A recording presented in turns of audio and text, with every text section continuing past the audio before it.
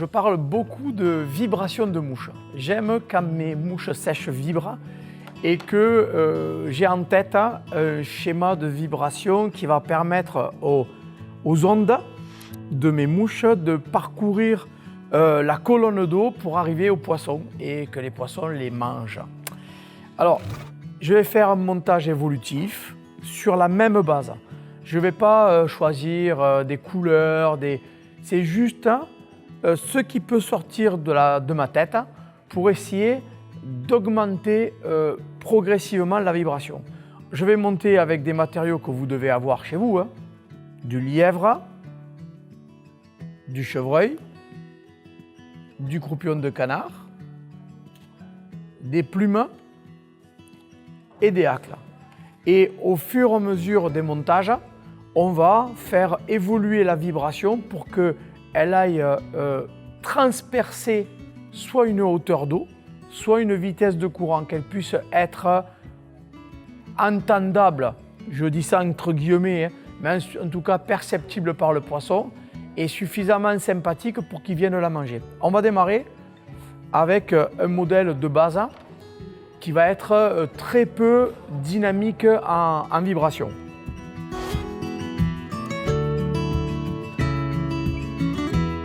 Alors, je mets le fil et pour cette première mouche, je vais aller à l'essentiel.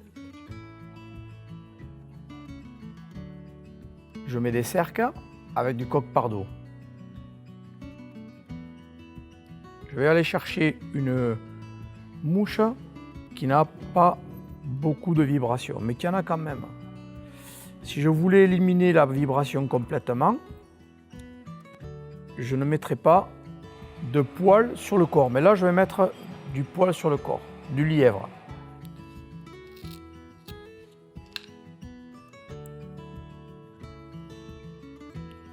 J'en mets très peu, mais j'en mets un peu quand même. Voilà. J'aime les mouches au corps fin, qui me rappellent un petit peu le corps des éphémères. Je repasse un petit peu dessus avec le fil de montage, ça me permet d'avoir quelques fibres. Et comme je veux qu'il y ait un peu de vibration, je le brosse un peu, comme ça je fais ressortir quelques poils. Je viens chercher du croupion de canard ici. Je vais couper les pointes.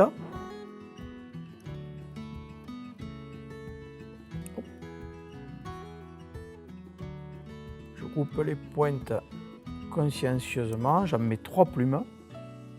Je vais aller chercher une troisième.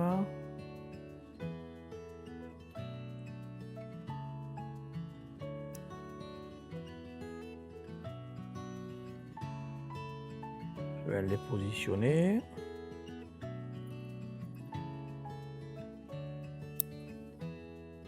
J'ai coupé. De nouveau, un petit peu de lièvre.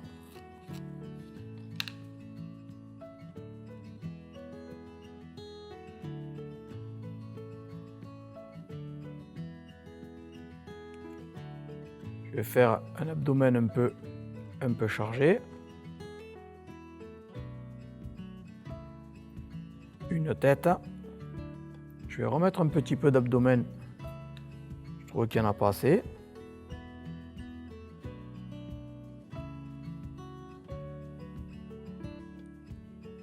Voilà, là c'est pas mal. Je vais séparer un peu les ailes. Faire une demi-clé. J'ai bien sécurisé, je vais augmenter un peu le volume de ma tête pour qu'elle soit plus jolie.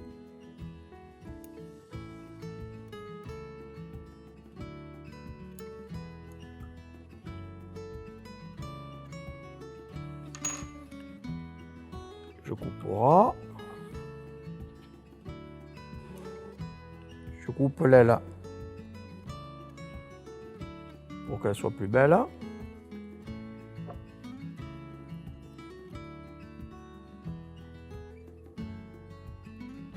Un peu de vernis.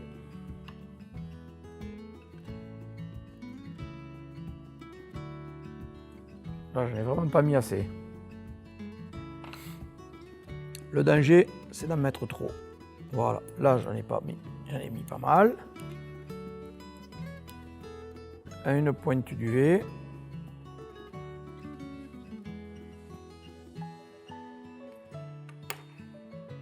Je ferme le flacon de vernis avant de le renverser. Un coup de brosse dessous. Et voilà. J'ai une mouche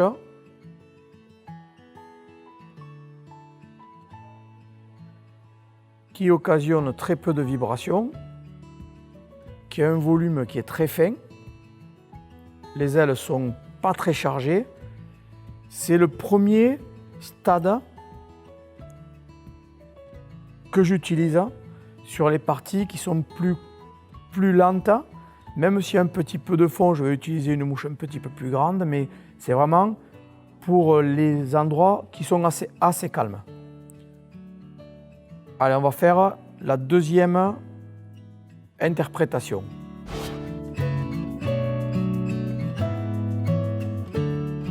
Alors, pour cette seconde mouche,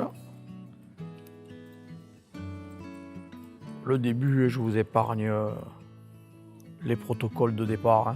On met du fil, je mets du pardot. Je m'applique à essayer d'avoir les cercles les plus droites possibles. Voilà, là c'est pas mal. Hop. Un petit peu de lièvre comme tout à l'heure. Alors le lièvre, avant de le positionner, je le prépare pour qu'il soit fin. Il a sauté du fil, mais c'est pas grave, il en reste assez pour faire un corps.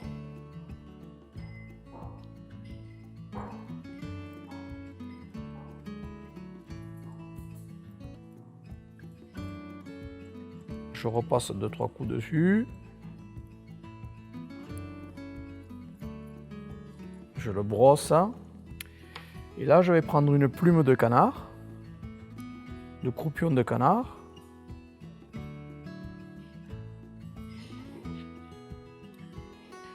La fixer par la pointe.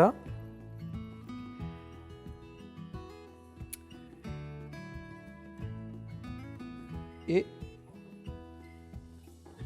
pardon, je suis allé chercher une pince à hacle, et je l'avais oublié. Et avec la pince à hacle,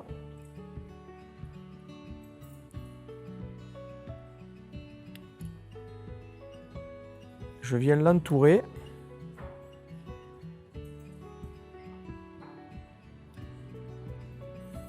Comme je le ferai avec un hacle de coq. Hein. Et je vais vraiment mettre toute la plume dessus. Voilà, là j'ai mis toute la plume. Je viens sécuriser le montage.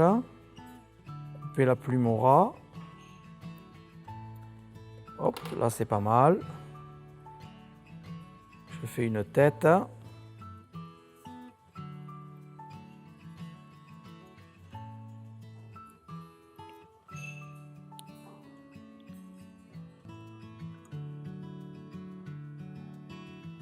Je viens faire mes demi-clés.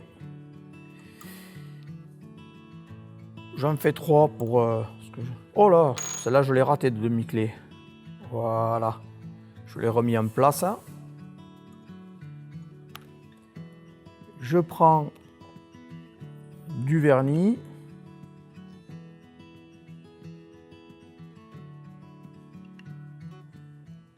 Je viens vernir la tête ici.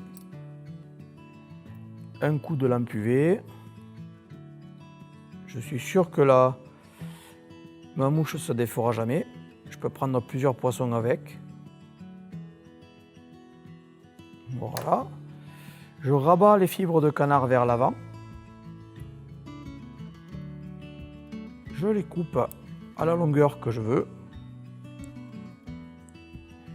Et on voit bien que par rapport à la mouche précédente, les fibres sont réparties vraiment plus uniformément tout autour de la mouche. Et là, on imagine bien que le courant peut vraiment faire vibrer plus intensément cette mouche. Alors, en action de pêche, il est toujours possible de recouper un petit peu les fibres. Et l'étape d'après de cette mouche-là, ce serait la fameuse berzilleuse.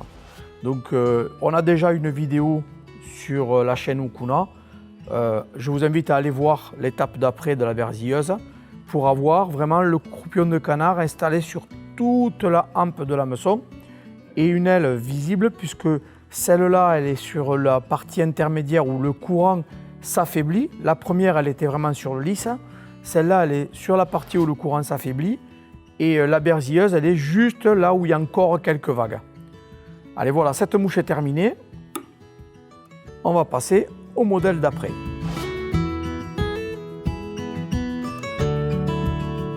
Allez, on y revient. C'est la troisième étape. Je vais aller plus vite sur les étapes du départ puisque on va les monter toujours de la même manière. Coque.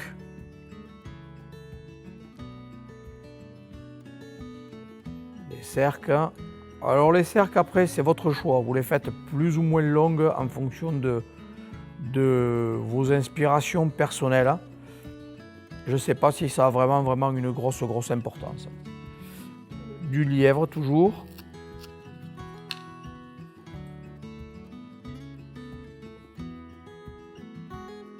Du lièvre.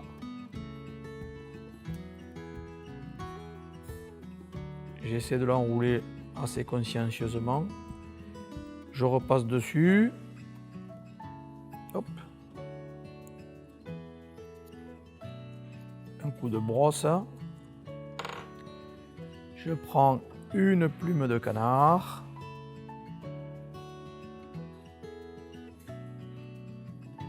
Que je viens attacher le plus loin possible en fait, parce qu'il va y avoir d'autres matériaux qui vont venir devant encore. J'enroule la plume de canard.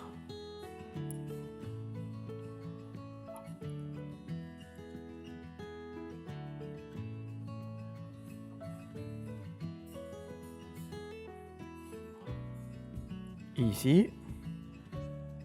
Alors j'ai choisi une plume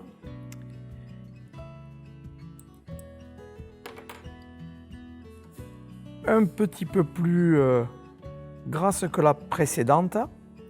Les fibres sont plus épaisses et je vais la recouper de suite sans la plier vers l'avant pour garder les fibres longues dessous. Je prends une petite plume de perdrix que j'ai présélectionnée pour sa taille. Je viens la poser devant. Je coupe l'excédent ici et là je viens faire déjà une pré-tête.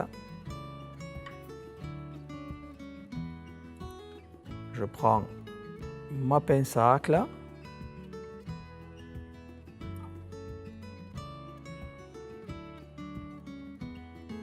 Et je viens faire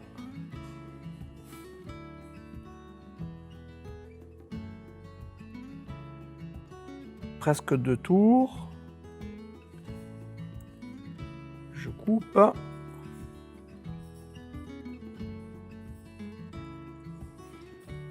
Je viens faire ici une tête.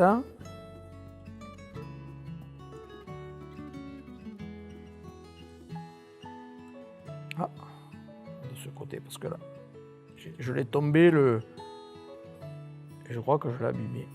Hop.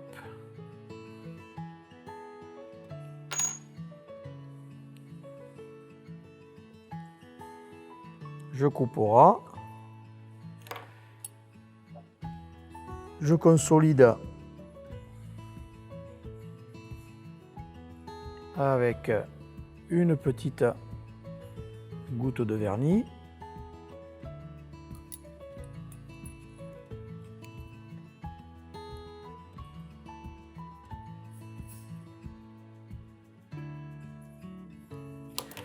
Et j'obtiens une mouche grâce à la perdrix qui est plus dure que le croupion de canard.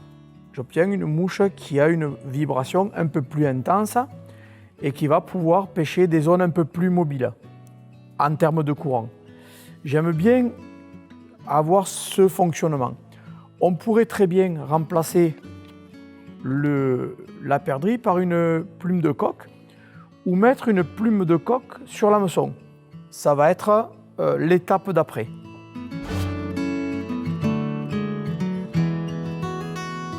Allez, on continue cette logique de vibration. Et plus on actionne la logique de vibration, plus on s'adresse à des poissons qui sont dans de l'eau rapide, bien entendu. Donc, on recommence ici les cercles. Là. À ce stade-là, je vais accrocher une plume de coque. Je la sélectionne. Je contrôle que ce soit la bonne taille. Ouais, c'est pas mal.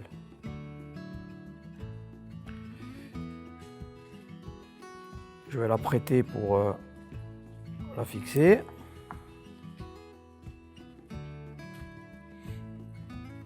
Un peu de lièvre.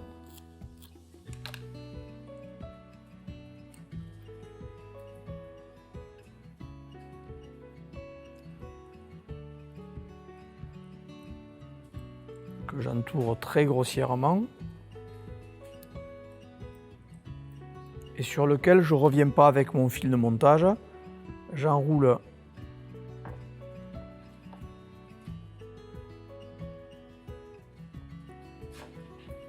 coque le plus joliment possible. Ah, il a glissé, mais c'est pas grave. Parce que de toute façon, je vais en recouper une grosse partie. Là, et je vais le sécuriser par une demi-clé pour pas qu'il glisse à nouveau. Et là, je vais couper la partie de dessus et je vais couper la partie de dessous. Voilà, de manière à ce qu'il reste des fibres de chaque côté qui vont organiser cette fameuse vibration. Je vais mettre une jolie plume de croupion de canard, bien longue, avec des fibres bien fines.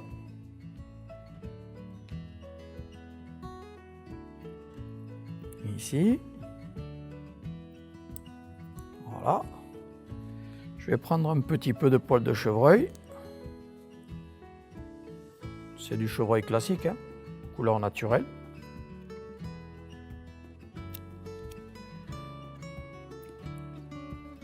Je vais l'égaliser.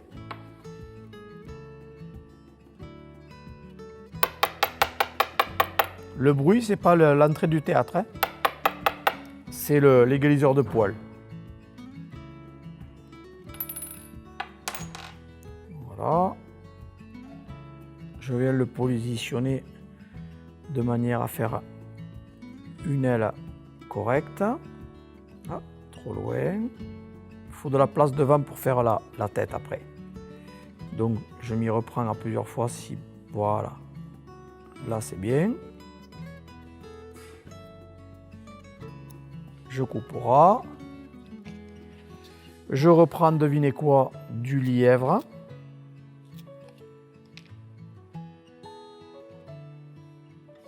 Que je viens enrouler. Et je viens faire un thorax.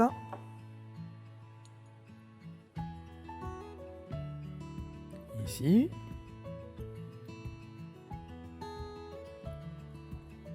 Une pré-tête. Comme je suis un peu paranoïaque, je viens, voilà, sécuriser. Et là, on y est presque. Je prends la pince à acle et je viens faire 1 ou 2 tours de croupion. Hop, j'ai attrapé. De nouveau. 1 ou 2 tours ici et le reste devant. Et là.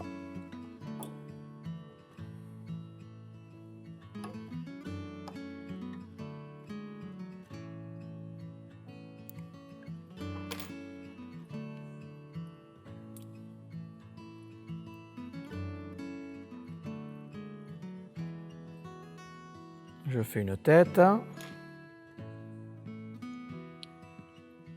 une demi-clé,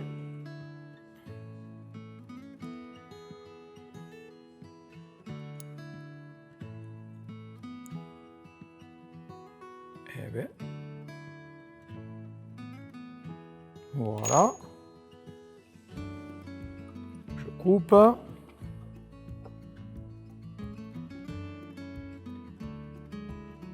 Un point de vernis, bien sur la tête.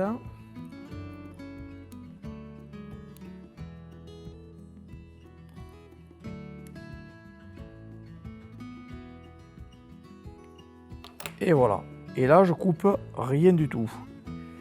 Je fais éclater un petit peu le chevreuil, qui amène forcément par sa rigidité et le fait que ce soit du poil creux, une flottaison différente et la longueur des fibres tout autour amène un vrai halo autour de la mouche. Le croupion, le hacle de coq qui va se poser sur l'eau va faire vibrer encore plus la mouche, elle va être plus facilement détectable. Alors si vous avez des problèmes pour visualiser cette mouche, vous pouvez toujours ajouter un petit point orange ou blanc devant. Ça c'est votre interprétation. Mais là vous avez déjà un modèle qui va vraiment faire voir qui il est dans l'eau. Alors vous le voyez, ces mouches, elles sont faciles à monter avec des matériaux génériques. On peut les monter avec d'autres couleurs, avec des matériaux plus durs pour plus de vibrations, plus souples pour moins de vibrations. Si vous avez envie, n'hésitez pas. On a YouTube, bien sûr, puisque vous visionnez les vidéos. Il y a Facebook, il y a Instagram. Sur Facebook et sur Instagram, vous pouvez partager les photos de vos mouches, on les attend avec impatience, et les photos de vos captures. N'hésitez pas à commenter, bien sûr, à vous abonner, à liker, et à bientôt.